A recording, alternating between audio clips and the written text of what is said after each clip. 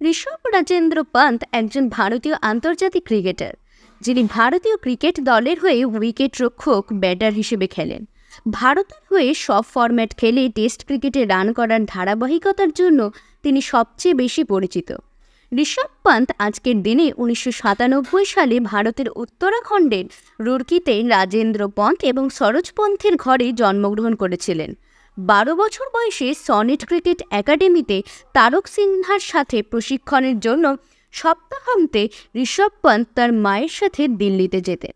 সিনহা ঋষভ পন্থকে অনূর্ধ্ব-13 এবং অনূর্ধ্ব-15 ক্রিকেট খেলার জন্যে রাজস্থানে যাওয়ার পরামর্শ দিয়েছিলেন, কিন্তু কোনো লাভ হয়নি। একজন ভালো ব্যাটসম্যান হওয়ার আশায় পন্থকে তার মেন্টর তার পুরো ব্যাটিং কৌশলটি সংশোধন করার পরামর্শও দিয়েছিলেন।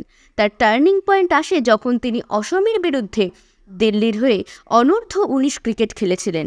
ঋষভ পন্থ তার প্রথম ইনিংসে সর্বোচ্চ 35 রান করেছিলেন এবং তারপরে দ্বিতীয় ইনিংসে 150 রান করেছিলেন, যা তার ক্যারিয়ারের সবচেয়ে গুরুত্বপূর্ণ নক বলে তিনি দাবি করেছেন। পন্থ ঘরোয়া ক্রিকেটে দিল্লির হয়ে খেলেন এবং ইন্ডিয়ান প্রিমিয়ার লিগে দিল্লি ক্যাপিটালসের অধিনায়ক হন। 22 অক্টোবর 2015 সালে 2015-16 রঞ্জি ট্রফিতে ঋষভ পন্থের প্রথম শ্রেণীর অভিষেক ঘটে এবং তার লিস্টে অভিষেক পরের মাসে 2015 সালে বিজয় হাজারে ট্রফিতে হয়। 2016 সালের ইন্ডিয়ান প্রিমিয়ার লিগের আগে দিল্লি ডেয়ারডেভিলস পন্থকে কিনেছিল, যেদিন সে 2016 অনূর্ধ্ব-19 ক্রিকেট বিশ্বকাপে ভারতের অনূর্ধ্ব-19 দলের হয়ে সেঞ্চুরি করেছিল। তাদের সেমিফাইনালে যাওয়ার পথ দেখিয়েছিল।